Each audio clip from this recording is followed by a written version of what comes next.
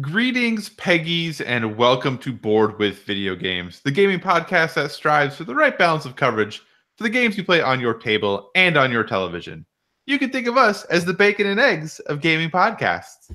We're a proud member of the PSVG Podcast Network. I am one of your hosts, Kyle, and joining me on this co-op adventure, the guy whose crispiness is only surpassed by his saltiness. Josh, how are you doing this evening? Very salty today. I've noticed in Discord you seem to be a little salty today, but do you like bacon? Yes, but it was a newfound love. I used to hate bacon. Wow. When did you start liking bacon? When I first started dating my wife, my friend who now lives in California had a bacon fest party at her house. Mm-hmm. And everyone that was going to prepare a different style of bacon, like candied bacon, chocolate covered bacon, whatever, cupcakes, whatever they made. I don't even remember. But it was people kept pushing me to try bacon because I kept saying how much I didn't like it.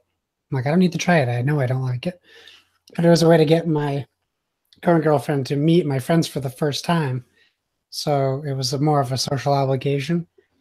And then that's where I turned the corner on the bacon. And now I eat as much bacon as I possibly can. So, not that I want to go too far down this rabbit hole, but when you were eating bacon, like how crispy versus how floppy, like how well done, like how do you like your bacon? I almost said something that would be taken way out of context.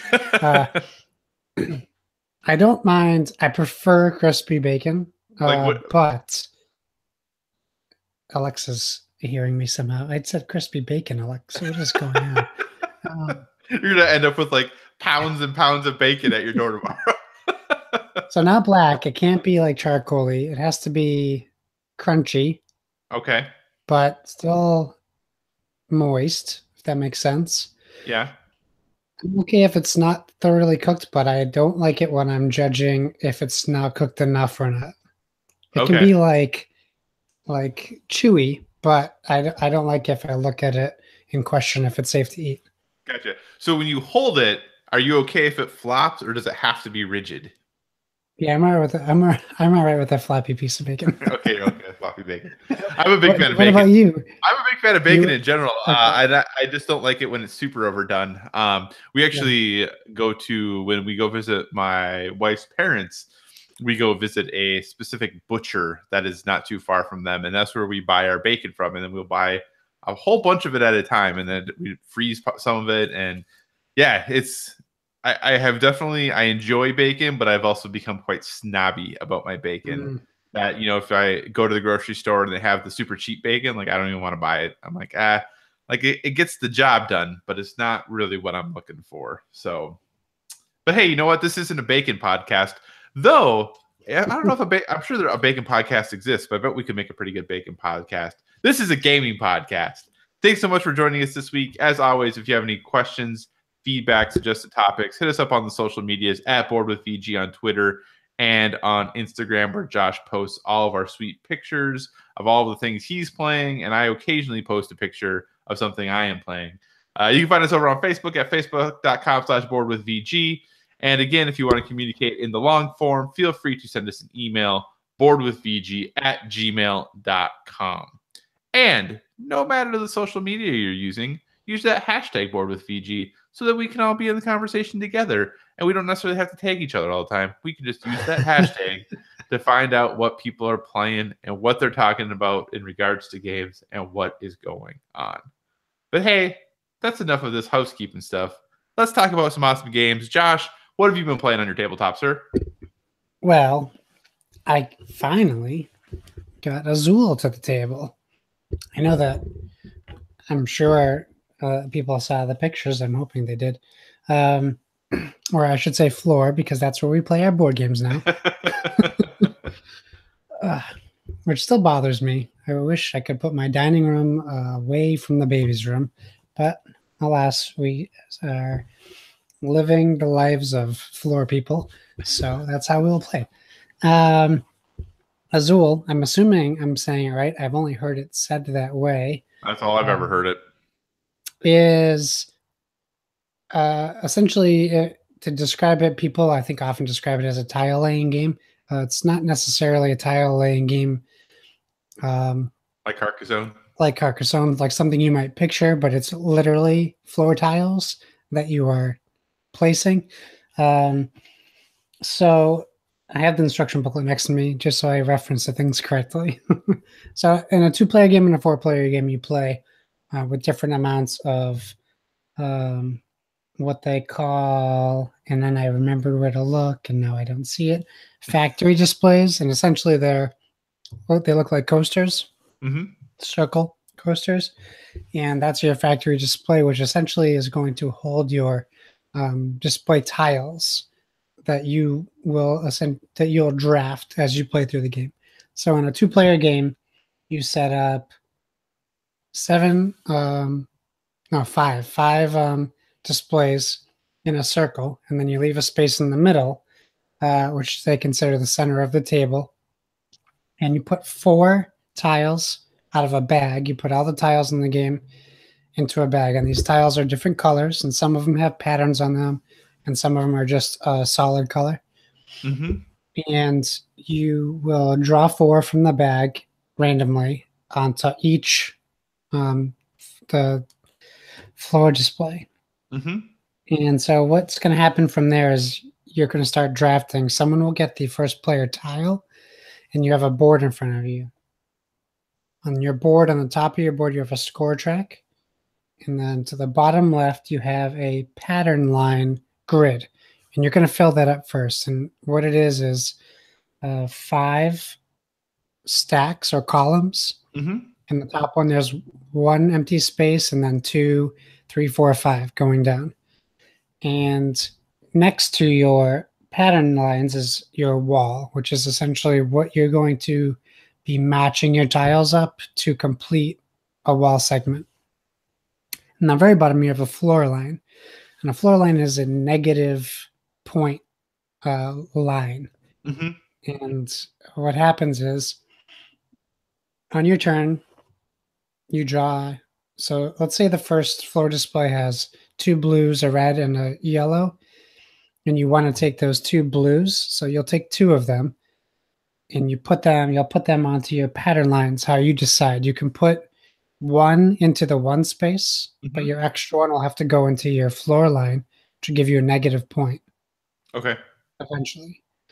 You can put it in the 2 space, and that will occupy 2 spots. If you put it in the 3, it occupies 2 in the 3 spot, but then you can only place tiles of the same color in that line afterwards.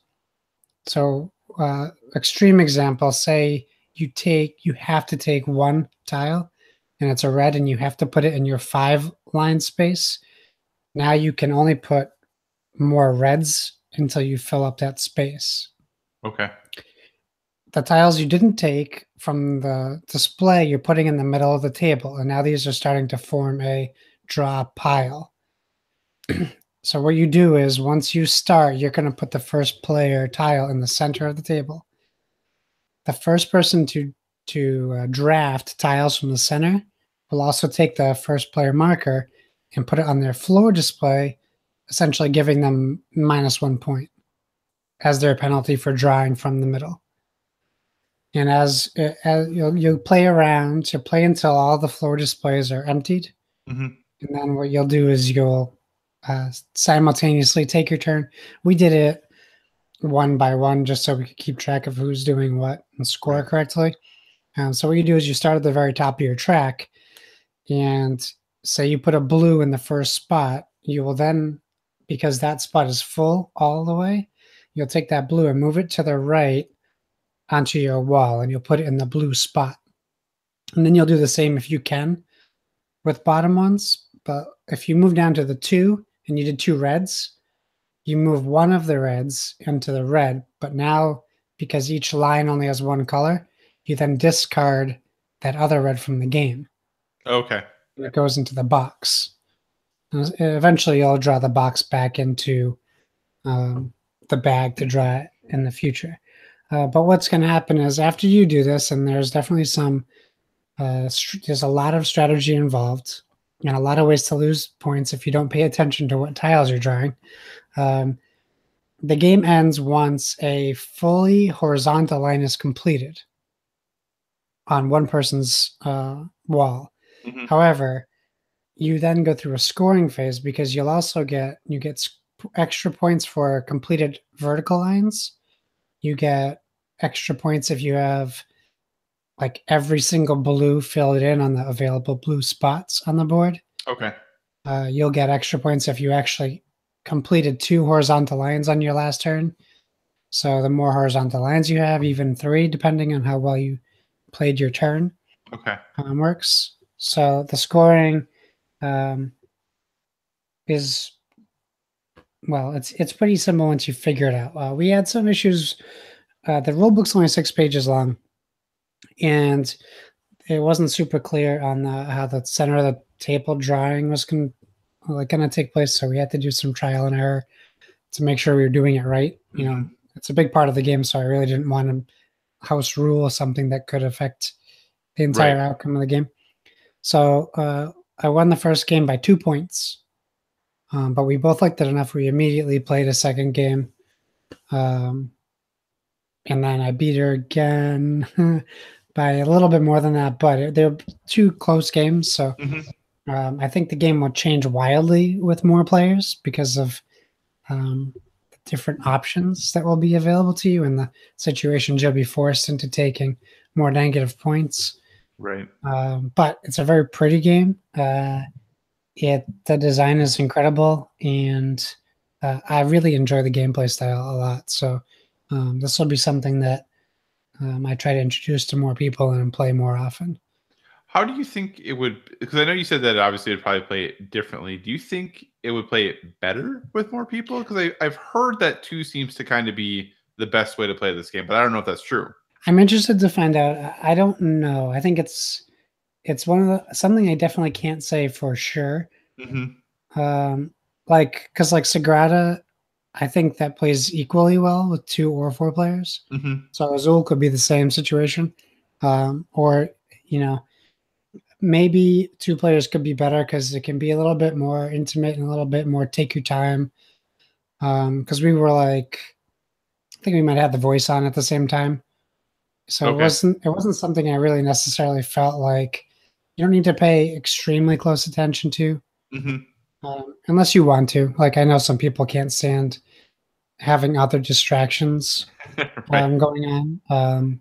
I think for phones that's more a one-sided thing. So I think it's different if like we're watching a show together.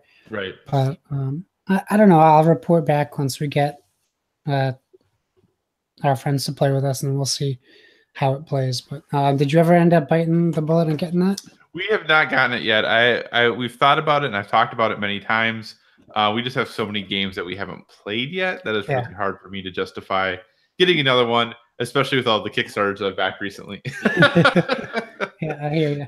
So, I mean, I would like to play it someday. It is on the list, and I always keep an eye out for sales or when it comes back in stock because it sells out pretty regularly. But yeah, it's definitely on the short list, but I've not had a chance to pick it up yet or play it.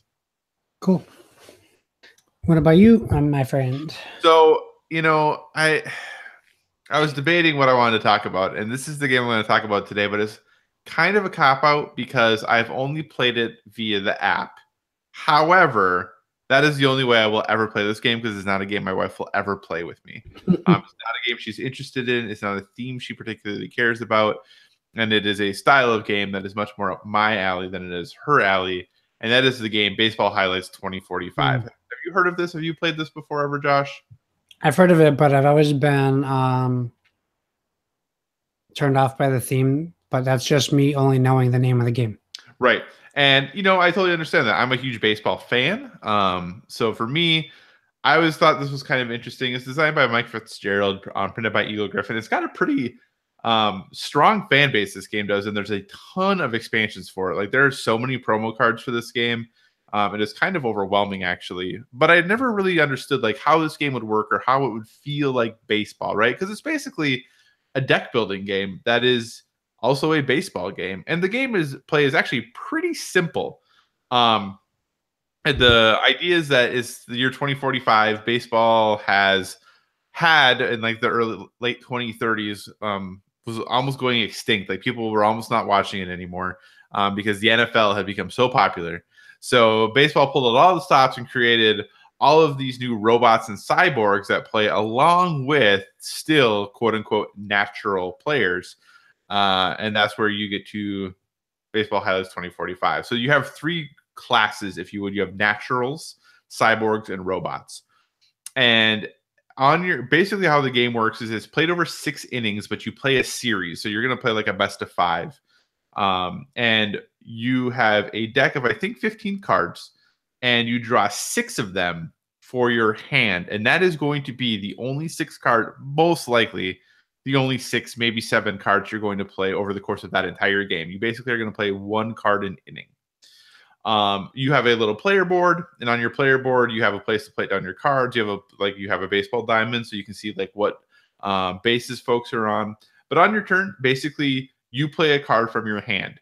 There's the possibility that your card has an immediate action on it. If it does, you do that. The immediate actions could be like to cancel a hit from the other team, or to pick someone off, or to have your players steal bases, or things that would happen that are going to change basically the setup of either the hits or the players on the cards of what they're doing. So you immediately play those immediate actions, whatever they do. This is where things get a little weird then. After that active immediate action is resolved, your opponent's threatened hits happen. So when you play a card, you have immediate actions and you have threatened hits on it. So basically, I might play a card that says, pick off one player, and it might be the immediate action. So I would like pick off the player from another team. Their threatened hits would occur, and then my threatened hits would go onto the card. So basically, my card might say, pick off one player, single, double. So then I put 2 little dudes in my batter's box that represent the single and the double, and then I pass the turn to the other person. If their immediate action doesn't do anything to stop that single and double from happening, then after their immediate action would happen, my single and double would happen. So it's kind of like you're playing, you have a turn, but your turn is like a half a turn all the time, because you're playing your immediate action and then the other person's movements happen. And then it comes back to you to like place your things for your movement. Then it goes back to them. They play a card and do their immediate actions. Then it comes back to you. Your movements happen. Then it goes back to them and they do their threatened actions. So it's kind of a weird like back and forth the entire time that the game is going on. And honestly, when I first started playing it, I wasn't totally understanding what was happening. But that's also because I didn't do any of the tutorial. I just started playing the game. But then I went back and did the tutorial, and it made much more sense. As usual, yeah. So, but it's really interesting. And then after the game is over, obviously, like I said, the game is played over 6 innings. There's things for pinch hitters and trying to do saves and all these other things that I'm not going to get into. But then after the game is over, you actually can draft new players from a common pool of players that are available, and then send other. But in order to do that, you have to send, for every player you draft, you have to send a person down to the minors that you will never get that card back. So it's very kind of this, okay, who do I want to get rid of? What's better? So you're kind of building this deck, and then you shuffle up. I think you shuffle up, and then you draw 6 new cards, though you always get the cards you draft. But then you draw 6 new cards, and then you play the next game, and it's like the best of a 5-game series. So it's pretty interesting, actually. And if you think about like how many expansions there are and how many different teams you could have, it makes sense. Like there's a lot of opportunity in this game to do a lot of different unique things. I'm glad I own it. I got it on sale. It was 99 cents on Android. I think the sale only runs for 2 more days, so by the time this post is probably over. But there obviously, like, it doesn't come with everything. That's only 4 teams. There's a lot of expansions it doesn't come with, so there's still in-game purchases. But I think it's only $3.99 regularly. And if you're looking for a quick game, then you like kind of that deck building mechanic, and you like baseball, I definitely think it's a game to check out. It's pretty easy to learn. It takes a little bit of thought process to trying to figure out what's going to be the best thing to do and how you're going to react to the cards that are being played by the opponent. You can play online against other people if you want to. I've only played against the AI, but you can play against other people if you want as well through the app. Or if you want to, you can buy the game in a box. It still comes with the player board. It comes with all the same stuff. And has a pretty strong following. There's likely people in your area who are playing this. I know that there are like leagues for this game that people play online, even online or locally. So it's pretty big. And like I said, if you're looking for a deck building game and you're like baseball, Baseball Highlights 2045, I recommend it. It's pretty fun. So I just bought it for 99 cents. Oh, did you? Excellent. Like I said, you might not totally dig it because you're not a huge baseball guy, but I'm a huge baseball guy. What's that? I am a huge baseball guy. Oh, then why didn't you want to play this game? There's something about a baseball board game doesn't appeal to me at all. Yeah, I think it's easily worth the 99 cents, though. Well, it's nice to know that by 2045 they fixed the structure of baseball to 6 innings, because that's appealing to me now. That is true. That is very true. Even as someone who really loved baseball, like by like the 6th or 7th inning, if my team's up, I'm like, I hope that all of these innings just go 1, 2, 3, so we can wrap this up and get out of here. Yeah, awesome. I should say I was a big baseball. I haven't watched baseball in a little bit, but I mean, Red Sox all my life. So gotcha. I'm used to losing.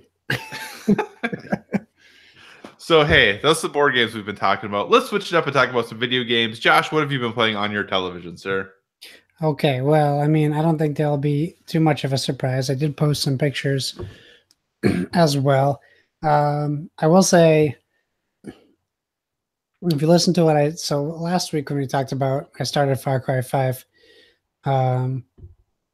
My statement was accurate for the time that I put into the game, but it is significantly different after you put about an hour to 2 into the game. So like I said, like it's pretty real, and I think that they are self-aware that I won't talk too much about this now. But essentially, the game opens up to be a lot more comical and over the top in certain situations, and intense and interesting and scary and funny and all the above, all the emotions in the game. I will say I'm really enjoying my time with the game. I really wish I had more time to play. But essentially now it just comes down to sacrificing sleep when I do play, and I'm at a point in my life right now where I need all the sleep I can get currently. So I'm really debating, like I was going to play some more tonight, but I might have to go to bed just because I'm emotionally exhausted. And then Sea of Thieves, we played some more. I was playing Far Cry 5, and Jason from Flux to Pose sent me a Discord message asking if I wanted to jump into Sea of Thieves, and my wife had just went out. It was like 9:30 at night. She ran out to Target, and the baby was asleep. So I was like, yeah, like Kyle and I basically just had a whole conversation about it. If someone asks us to jump into games, we would do that. Yeah, nobody asked me to jump in, but that's fine. Yeah, I'm sorry, I had no say. Yeah, I was in the middle of my Mannequin Village adventure when he messaged me. So that's okay. I was playing Overwatch. I was okay. I'm hoping when I jump back into Far Cry, I'm still in that mannequin town, so I can continue taking pictures of pumpkins. While I was shooting the heads off of all the mannequins, hoping I was going to get some weird achievement or something. So we jumped into Sea of Thieves. I didn't really know what the plan was, but we jumped in with Tyler from PSVG and his fiance. So we had a big old boat and some quests. So we really just were kind of sailing around looking for people to like attack and just have some fun in general. And then Tyler was like, "Oh, hey, I did one of those raids last night. You guys want to do one?" And we're like, "Yeah." He's like, "Oh, okay. If a skull pops up, that's what we're going to look for." So in Sea of Thieves, randomly, and we've played a couple times where they were out there and we just didn't know what they were. Right. But a giant skull-shaped cloud comes up with like green glowing eyes, and typically it's very far away, and it was for us. And we sailed to it forever, and we finally got to it, and basically it pops. I don't think it populates an island. I think it just populates over an existing island. But the island essentially has the guard post towers or cannons all around it, 4 posts. and they immediately start firing upon you as you approach the island. And the music starts playing, and you start taking on waves of skeletons. We did make sure to load up the ship with as many cannonballs. I think we had 170 Mhm. on board, and basically what happened was, I think Amanda. I'm sorry if I got her name wrong. I think Tyler's fiance's name's Amanda. Amanda and I stayed on the boat, and we would man the cannons. We directed the boat to tilt sideways, so it was facing, and then anchored it so it didn't move. Oh, okay, okay, yep. So just one side of the cannons was facing the island, and this little alcove where the skeletons would come down, and then Jason and Tyler were on the island fighting these skeletons, and each wave was a different difficulty of skeleton. Hmm. Like you have like your base skeletons, and then you have these like skeletons with blue bandanas, where I think you do more damage to them if they're in the water. Then you had skeletons with glowing eyes, where you had to show your lantern to them first before you attacked them. And then there was gold-plated skeletons, where you had to take their gold-plated armor off before you could kill them. And I think we went through 10 waves. It took about 40, 45 minutes. Just constant firing and firing. And after we completed it, you get a key, and the key opens basically a treasure room.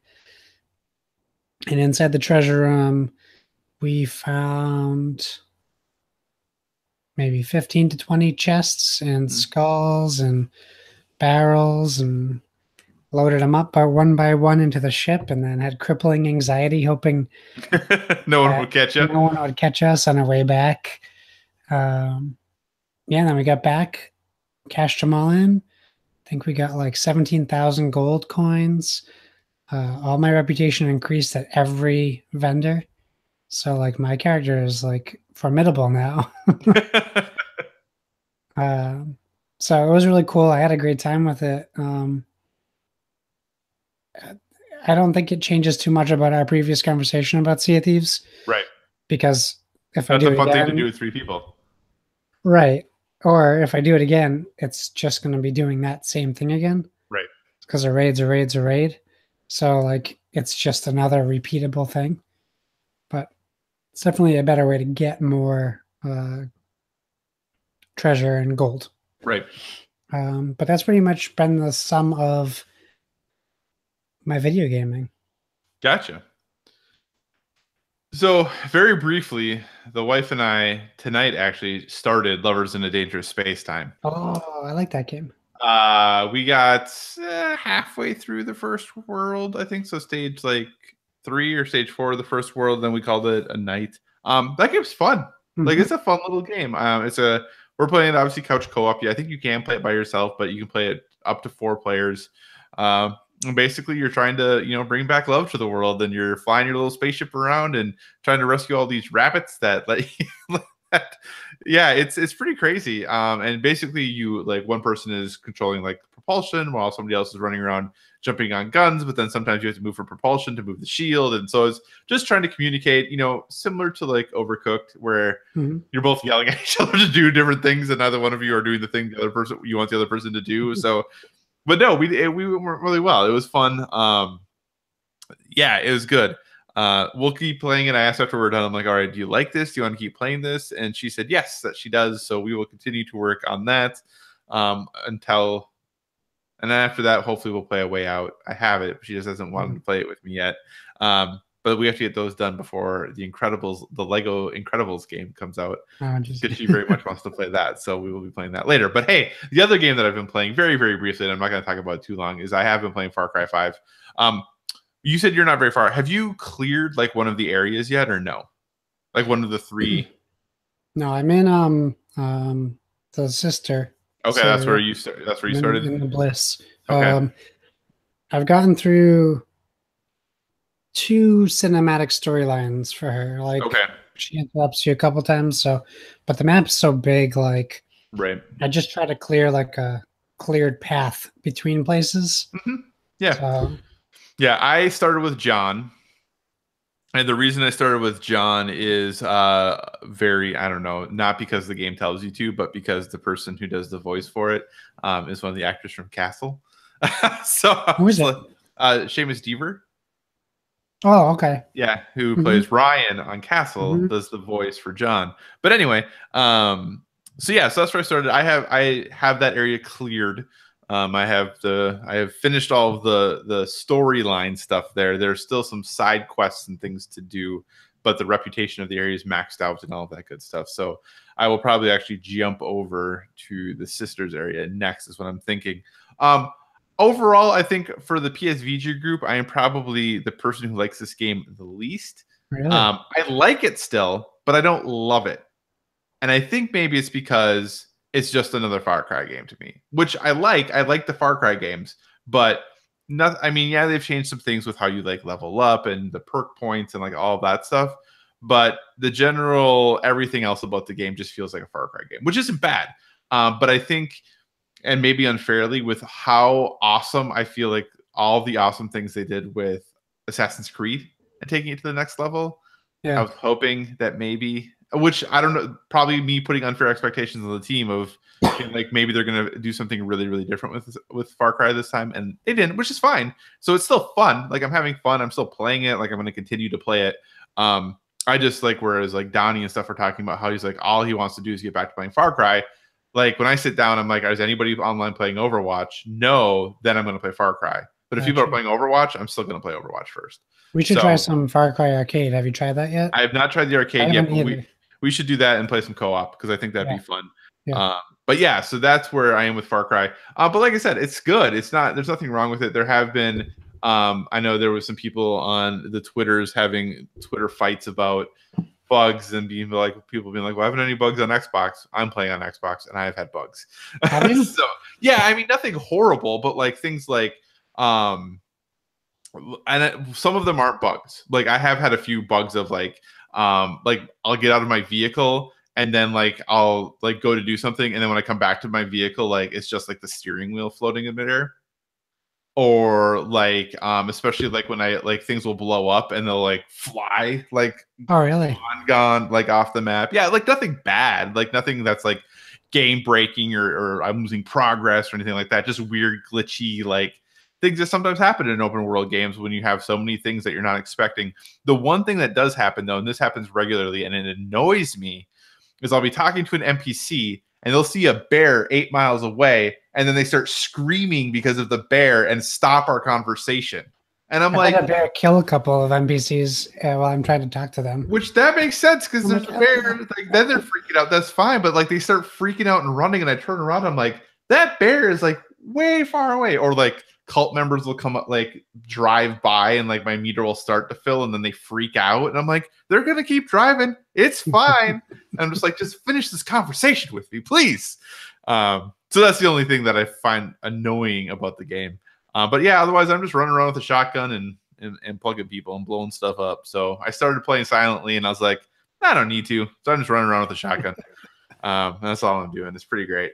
But we'll talk more about that later.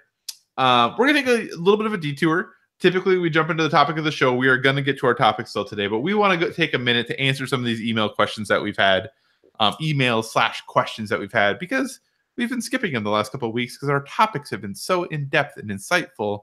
So we wanted to make sure that we got these answered because it matters when you ask us questions. We wanted to make sure we're giving you guys time. So first off, the folks over at the PlayStation Experience Podcast, which is at PSXP Podcast on Twitter, say, hey, apologize if you've covered this topic before, but what are some good single-player board or card games? Josh, sir, what are some of those good solitaire games that you really enjoy playing? Well, one that is both is Onirim, which is also an excellent app game, which I think most, if they exist, if there's an app for a single player game, those are usually very solid. Samurai Spirit is a game I have that I've heard great things about, that I haven't played, but I have a friend who regularly will get home from a long night of work and set up a game of, Samurai Spirit and have a beer and just sit down at his table and play. So that's supposed to be really good. In Super Hot by Gray Fox Games, which is based off of the video game of the same name, is an entertaining one-player game and preferably played as a one-player game, even though it can be played with 2 players. Those would be some recommendations. I mean, it's tough. It's not a huge market for single-player games.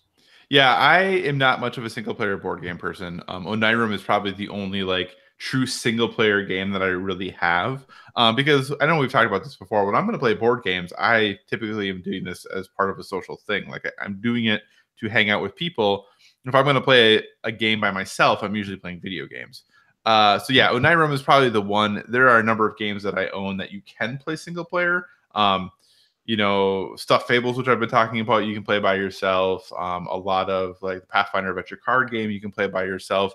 Most of those games that have some sort of regular story, Gloomhaven, you can play by yourself even if you want to, can't you? You can. So a lot of those things are good options. The one thing I'm really interested in, I'm keeping an eye on right now, is there is a Kickstarter right now that's running currently. It's got, as of recording, 21 days to go, so it'll probably be about 19 days to go in this post, called Unbroken. Have you seen this Kickstarter? No. It is a single-player only board game, and it's actually pretty affordable. I think it's $22 to back it. And it is a campaign. Basically, it is a campaign game. I think $46 is going to get you like a whole bunch of fun additional stuff, but just to get the game itself, I think is $22. But it is a campaign style game. Takes 20 to 30 minutes. It is single player only, and I'm actually really interested in it. It looks interesting. So I think if you're looking for a single player game, like I said, I have no idea if the game is going to be good. It has piqued my interest. I have not backed it yet, but I have it saved, so I'll know if I'll get the reminder 48 hours before it ends. It's definitely funded. Like, it is absolutely crushed its funding goal. But it looks interesting. So if you're looking for something, or maybe looking for a single player game that's maybe a little bit meatier, but still plays quickly, Unbroken on Kickstarter currently might be something for you to check out. The other question that we have is from super listener Shiplig at Dopalicious. And this is actually a really great question that I wish I had a good answer for. But Josh, why are there so many train games? Not even a fancy Hyperloop. Josh, why are there so many darn train games? Well, like you would think like the general answer would be because it's such a popular hobby, but it's not. It's funny because if you Google it, not in the board game industry. If you Google it, people are like, well, everyone likes trains. Like, it's a really common thing for kids to get interested and excited about. And I'm like, maybe in Europe? I don't know. Like, I don't know any kids. Like, I guess most kids have toy trains, though, don't they? Well, my memory as a kid is my aunt had a train set, and we weren't even allowed to touch it. Oh. Well, don't you have like the block train sets with like the wood tracks that you can just push them on? Isn't that a thing? Oh, yeah. Yeah, and they sell like train tables at Toys R Us. Yeah. Well, used to. That's sad. Yeah, I don't know why. I mean, thematically, it works because you are generally, a lot of those games are about getting places, and it's a very easy way to cover long distances. So I think the bigger question is, why don't we see more plane or car games? Right. Oh no, he says, why do we see so many train games? Yeah. You're right. We shouldn't. We should see more car and plane games. Yeah. Why are there so many train games? Take tickets to ride and make it gas to drive. Yeah. I don't know is my answer. I don't know why there's so many train games. I just don't. But for Hyperloop, I don't know. I retweeted that and I sent it to Elon Musk, and we get no answer from him. So, well, he's probably too worried. He's working on it right now. I think he's too worried about his company going bankrupt to worry about for us. He'll be saved, I'm sure. Well, did you hear that though? They're like in trouble. They're in trouble. Maybe that's crazy. He tweeted out jokes about going bankrupt, but like their credit just got Tesla's credit just got downgraded to junk. Oh well, Like I they owe mean, like $1 billion in like the next 13 months or something like that. Like they're Netflix is like $86 billion in debt. So like, until yeah, he reaches Netflix debt, I'm not worried. that's true. We'll see what happens. I think he does some cool stuff. I just hope everything works out. Or So maybe a Hyperloop board game will get him out of debt. maybe, Let's get on that. maybe we'll get. Yeah, we should definitely encourage that one. So sorry, Ship. Like we don't know why there's so many darn train games. We just know there's a lot of them. So yeah. Anyway, if you have a good idea or as to why there's so many train games, let us know. Hit us up at Board with VG on Twitter. Email us boardwithvg@gmail.com. Let us know why there's so many darn train games. So with that, hey, thanks again for sending those questions in. We really appreciate it. We are going to transition to our topic of the show. And this is a topic I think is interesting. We had a conversation about it in the Discord today to a degree, but I want to tackle this from a little bit of a different angle. So many people, Far Cry 5 was a really interesting proposition. How far would this game delve into the idea of like a theocratic rule of rural Montana? For some people, it has said plenty. For others, they say this game hasn't said enough, that it had an opportunity to say more in its story and it just didn't do that. I haven't finished the game, so I'm not going to discuss whether or not the story did what it should have or didn't do enough or anything like that, because I don't know yet. However, I want to have a conversation about how should you review or critique games? Should it be based on the content that is presented? Or should you include feedback about missed opportunities? Like, is it fair to say that a board game is good, but it would have been great had they replaced the cardboard standees with minis? Is it fair to say that the story in the video game is good, but it would have been better if they would have paid for full voiceover work to have happened? How do we balance all of the, hey, critiquing what we're given and something within the context of what it is, versus bringing in outside information and applying that to a critique or a review of something? And like I said, I can't speak specifically about Far Cry 5 because I haven't finished it.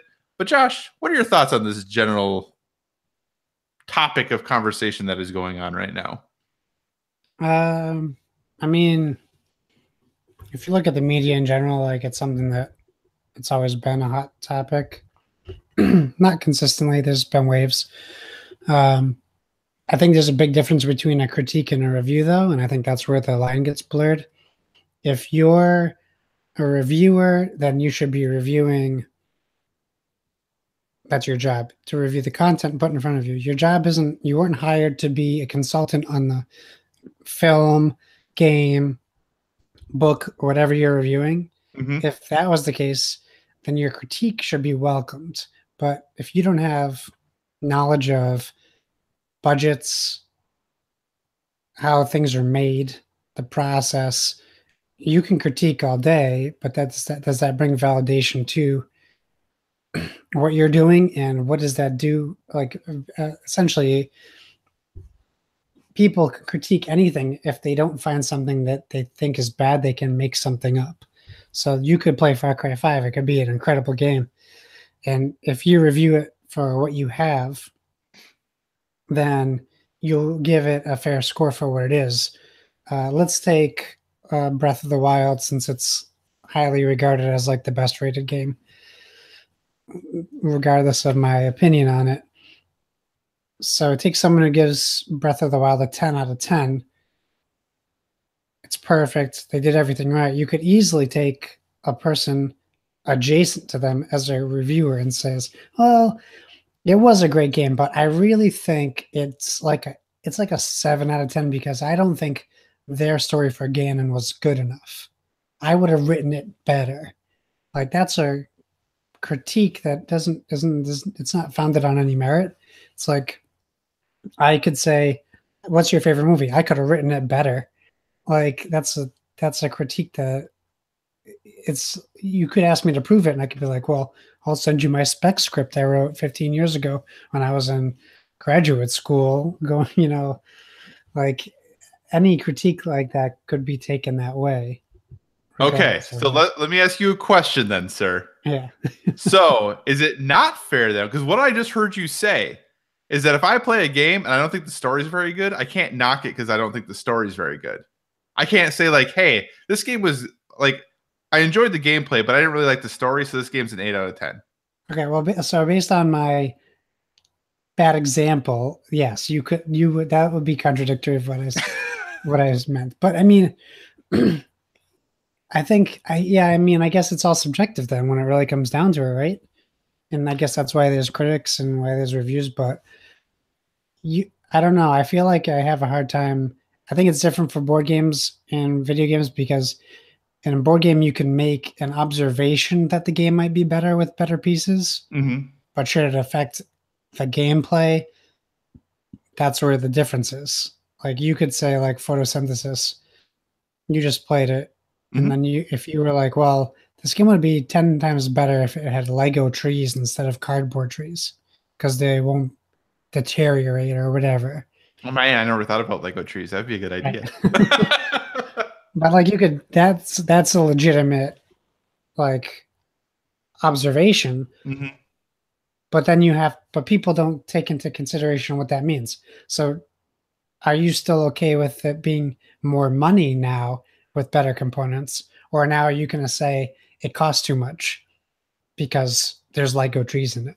You know, right. So I don't think that reviewers are held as accountable as they're holding game developers.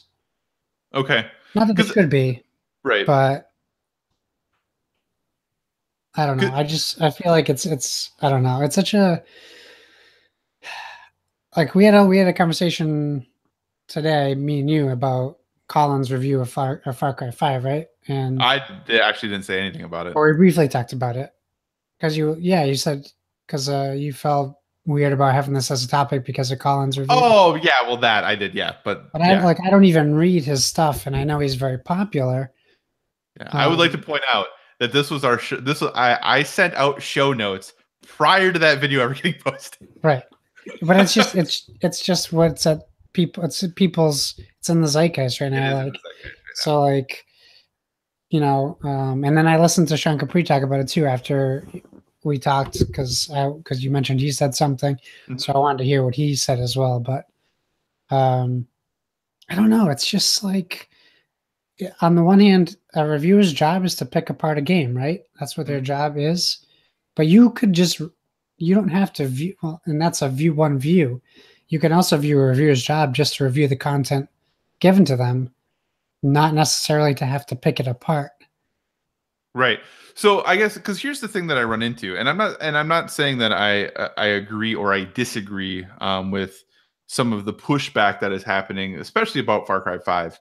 But in general, because if people had just said, I don't think the story in Far Cry 5 was very good, and not said anything else, would people be okay with them giving the game an 8 out of 10?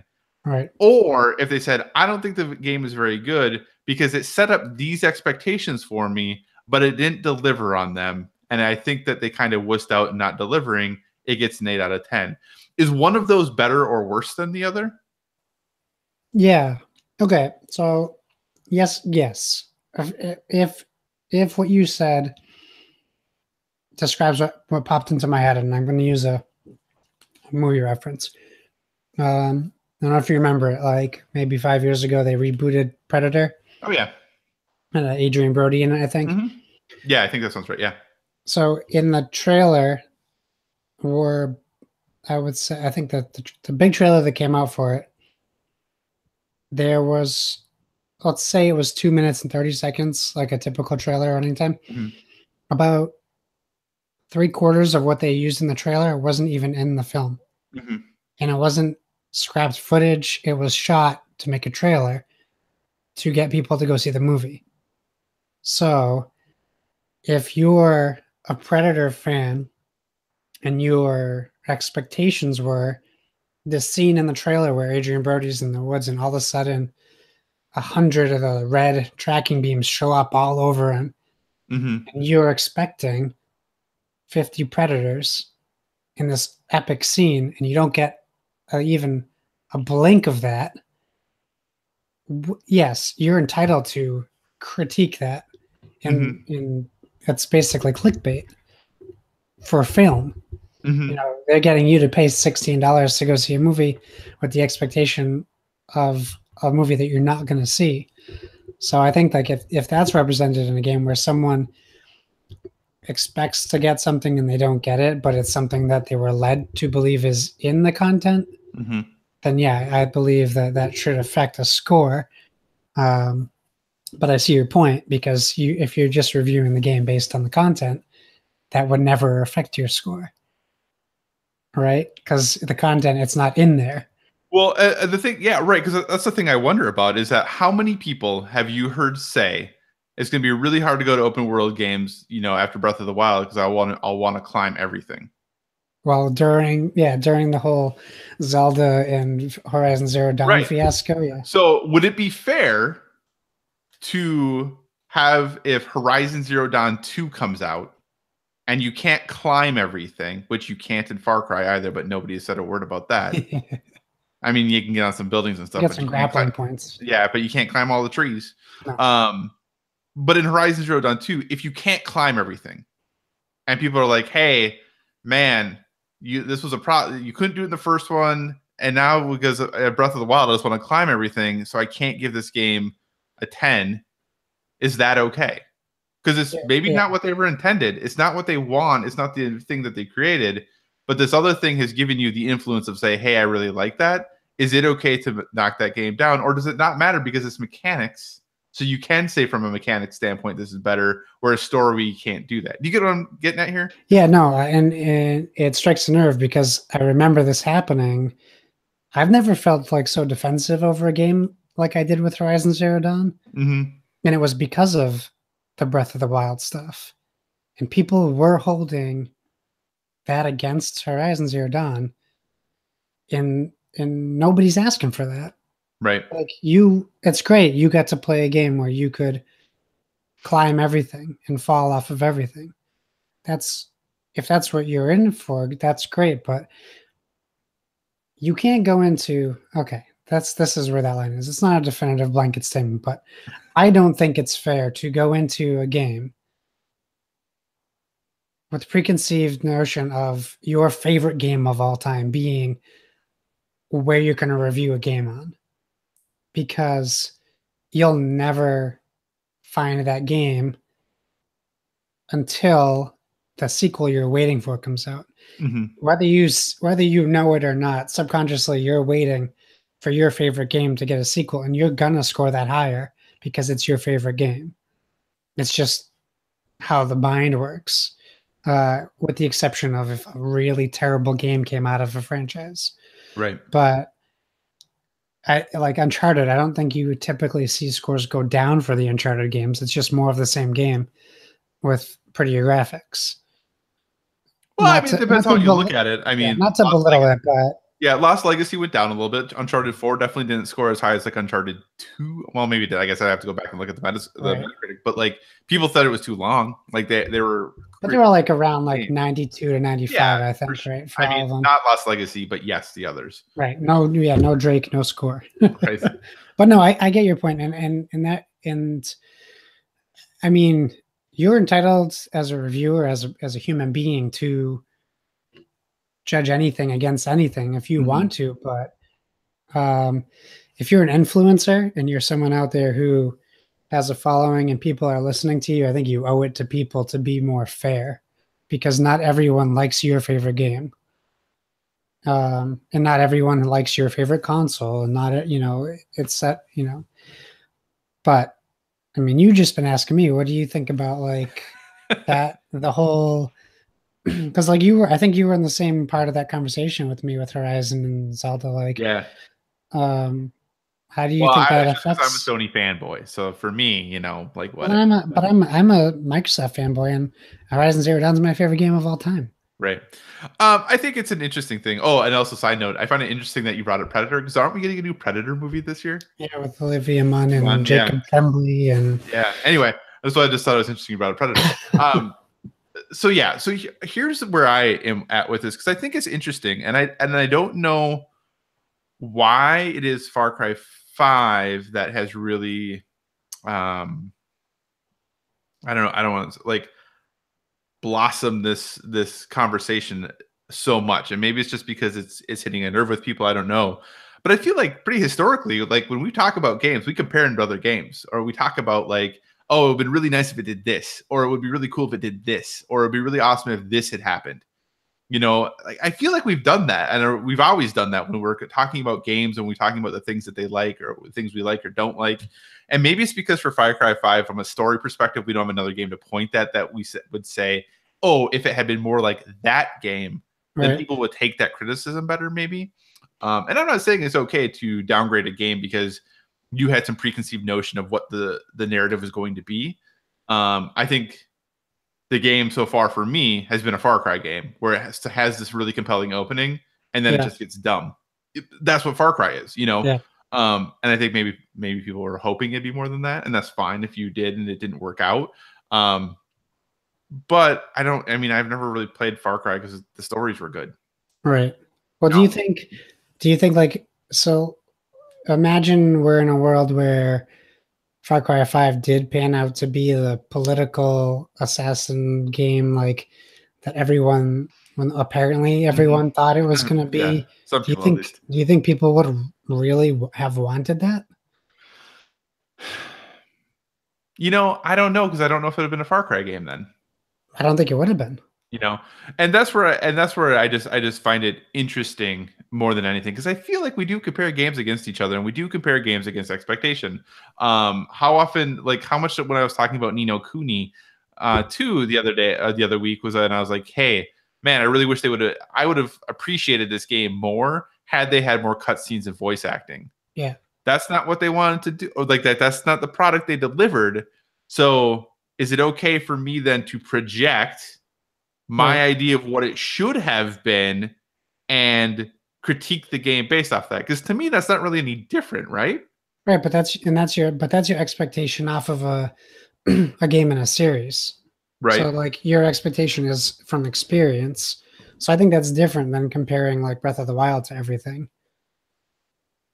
Because you're taking a game, it would be like going like, I really wish in Uncharted he had chain blades like Kratos. Like, that would be crazy. Wouldn't it? It would be nuts. Yeah. But like that, people like, that's my favorite mechanic. Or like, I really wish like this game included more button pressing sequences like God of War. Mm-hmm. Like sometimes we have the amount of games that are available, we have enough sequels to satiate that need to play the same game over and over again. Right. And I know people like we were just talking about on Discord. Nathan hates the old game is old conversation like topic, but like people are paying $60 for Bayonetta right now because they really like the way that game is, and I don't get it, but that's my problem. I'm not going to tell other people to not go buy that game. That's right, because Bayonetta is great and everyone should buy it and play it. Right, but I can play Devil May Cry on Game Pass, and it's the same game. Don't even tell me that is the same game. I'm mostly kidding. I'm mostly kidding, but I know. And we have Bayonetta anyway, so it's fine. And you could compare those together. Like you could compare Bayonetta and Devil May Cry. Mm-hmm. But is it okay? Would it be okay to take the review score down? I don't know. Or to critique it and say, well, this other game in this style or this genre does this better than this, so I don't know why you'd play this game. You know what I'm saying? Like, is that okay to do? Right. I mean, it's so tricky, but I don't think I think it's okay to say that you wish it did things differently. Mm-hmm. But I think as a reviewer, you should be reviewing the content as it's presented, and you have your own opinion. I don't know. But then how do you give any game a score other than a 10? It's so murky. You're right. Right. Because in my head, I'm like, well, then you obviously score this way. But no, it's not so obvious. I think it's so one of my first reviews for PSVG was for a game called Castles on Xbox. And it was a puzzly platformer game. Mm-hmm. I still rated it high, even though I despise games that are like that. Mm-hmm. But I based it on the content of the game and how it looked and how it controlled, even though I hate that type of game. Now, did I do that wrong because I scored it high based off of my experience with the game and what I know the game is going for? Should I Mhm. have scored it lower because I hate that type of game? Because that's just a bias as a reviewer Right. going into the game. Like I did Ginger in the last Crystal or whatever, because and I don't like platformer games like that. So should that affect my score? If I'm a reviewer, I'm not just getting to review games styles I like. Mhm. So then we come into that whole conversation of before I think it is okay to, have complaints and criticisms and compare to other games. But if I'm playing a game in a style that I hate, is it now fair for me to give it a 4 instead of a 7? Because I hate that type of game. Right. Because then the argument is, well, should you have ever been the person to review that game if you don't like that genre? And then you get into that rabbit hole of, Right. is your view, because like the person, because theoretically, if somebody's reading that review, it's because they're probably somewhat interested in that game or that genre. So Yeah. is it fair to have it be represented by someone who thinks that genre is crap? Right. Like I'm probably not the guy to write racing game reviews. Right. I get annoyed in Far Cry 5 when I have to drive around in first person. I don't know if you can switch it, but if you can, somebody tell me how. I haven't been able to figure it out. I just Yeah, get in helicopter and then I that's know what I that's get to actually where I what I need to do go. all the time now too. I take a helicopter everywhere. Yeah. So, but yeah, I think it's a tricky thing, and I think with board games too, right? Because you when you look at deck building games, it's like, well, there's so many deck building games, and they're all so similar. Like, yes, some add things or take things in a different way, but like, are you always, when we're reviewing it, are you thinking about, okay, this game, we always say you can't rate a game in a vacuum, Yeah. so it's like, how, and no matter how much we try not to, like, do you compare it to, like, well, does this stack up against, Legendary or Dominion or whatever your favorite deck building is, Yeah. Ascension, whatever it might be, like, you know, do you use that as like benchmarks in your mind, even if you're not trying to be like, wow, this game seems like it would be, like, yeah.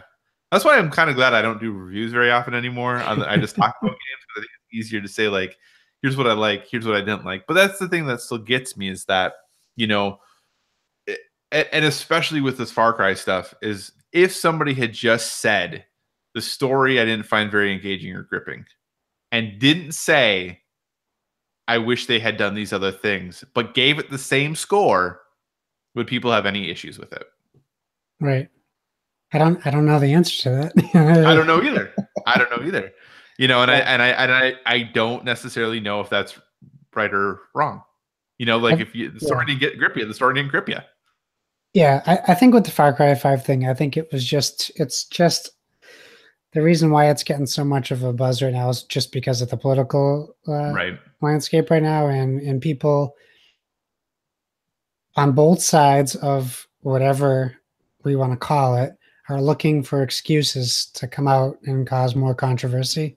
Oh, sure. So I think we just have more people talking about it, which Right. makes more people aware of it, and then you just have like that awful picture, that clickbaity picture with like Far Cry 5 makes it okay for you to play as a coward or something like that. Like what a terrible thing to be bringing into games. We need to distance ourselves from all this hate that's been out there.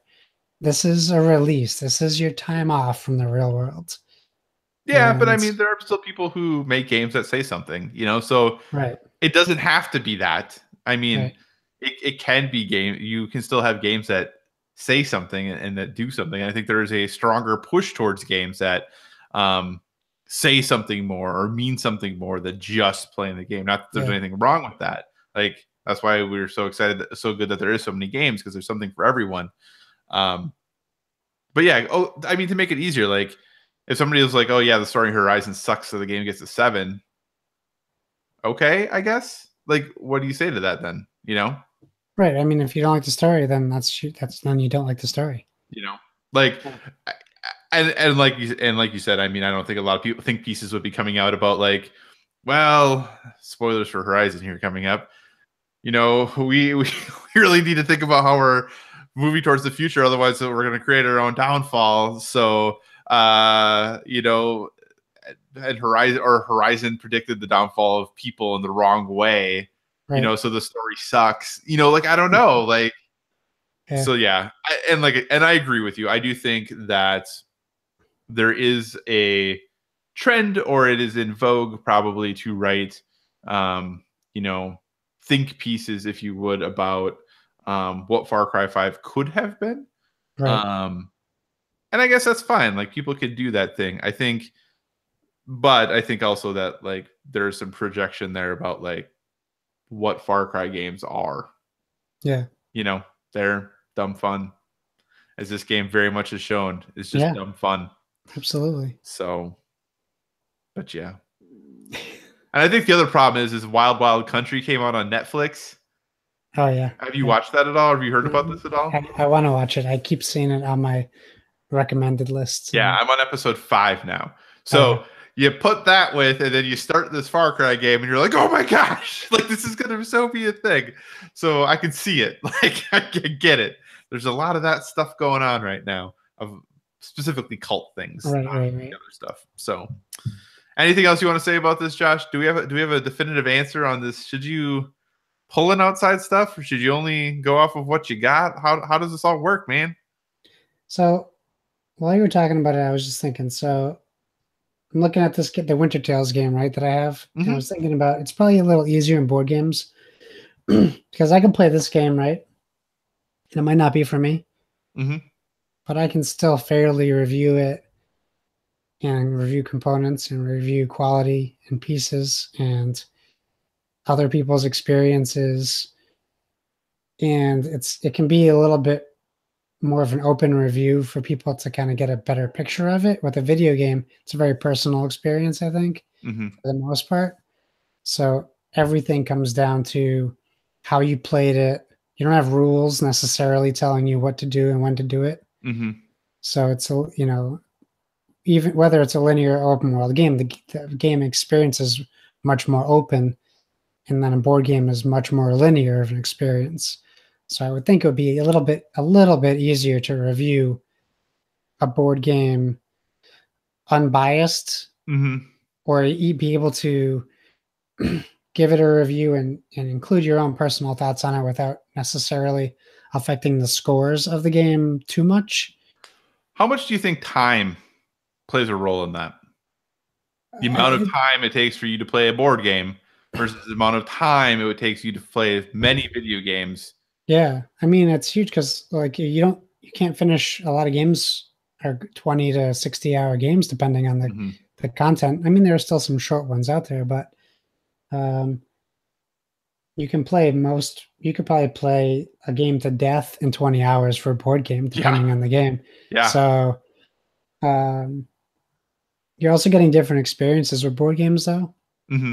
If you're not playing solo, I feel like even if the game is the same, your experience will be different every time, based off who you're playing with, and how many times you have to reread the rules, or if they taught you something new or whatever. So I think it's a little different. I just wonder if there's ever, you know, and I guess I've thought about this too, is like, if you're playing a game and it's a 20-hour game and there's one thing you really don't like about it, every 10 minutes you're like, man, I wish this game did this. Man, I wish this game did this. Man, I wish, you know what I'm saying? So by the end, it's just this huge thing, which for most people might not be a big thing, but you were dealing with this thing you hated for 20 hours. I don't know. Yeah, we have people like that who fight for house rule changes, and I'm like, I'm not changing the rules to this game unless they posted an errata online somewhere. But so I get that too. Some people just don't like particular parts of a game, right? Which should affect the score, I think. Right. So if they don't like the story, I'm just kidding. No, I think you're right. I think you're right. Like, obviously, if you're buying a game thematically and the story's not good, you're not going to want to revisit it. Yeah. So, hey, that was a fun discussion, and we kind of agreed, but kind of disagreed about some things. So that's good. So that was fun. Can't always agree on everything. No, I know. It probably wouldn't make the most exciting show if we did, but hey. Well, I don't know if we've ever been claimed to be exciting. I'm excited to be here. Actually, one really cool thing, I know we're running a little long, but there's this cool thing I want to mention very briefly. So the college that I worked at, we have added this fall We are doing esports as a collegiate athletic sport. Nice. And they actually just did the branding, like they're turning a room in our student union into our esports arena. Wow. And it's like branded on the outside of it now, and like we're getting custom computers that have like our logo on them, and they're going all out. I'm pretty impressed. I might try to wiggle my way into an assistant coaching position for the Overwatch team. So we'll see what happens. Then you gotta sneak into the computer room when everything's set up and just download all of our episodes onto the computer. I know, right? Well, it's interesting because actually, when I started at this place, I'm actually I was the first person to bring this proposal forward when I worked in admissions there. But then I left for a different position, and I was like, well, in my new position, I can't pursue this anymore. Yeah. But somebody a couple of years later took my original proposal, dusted it off, added some new spit, polish, and shine to it, and brought it back up again and started doing it. So I still feel a little bit of ownership for it. Yeah. But yeah, it's definitely not. I am not the owner of it anymore, but I might see if I can still get involved with it a little bit because I think it might be fun. Oh, that's really cool. But yeah, but hey, what do you say we wrap this show up? Let's do it. Is that me? That's you. Oh, jeez. Oh boy. Okay. So, well, you guys should be used to this by now. Thanks for joining us. Thanks for joining us, guys. And gals. Hopefully, there's some gals out there listening. Remember, as always, find us on social media at Board with VG. Hashtag Board with VG as well. We still got some awesome people using the hashtag Board with VG, so we appreciate it, and we're glad you guys are doing it. It's always fun to see what you're playing and read what your thoughts are. And yes, I want to say, I don't remember who it was. It might have been Splig. There was a game, like a board game / VR game that came out on Kickstarter. Yeah. Capital Crimes or something like that. I did see it. It has since ended. But I wasn't super into the VR aspect of it, but we can talk about that at another time. We're still on Facebook, facebook.com/boardwithvg. No fan fiction, please, at boardwithvg@gmail.com.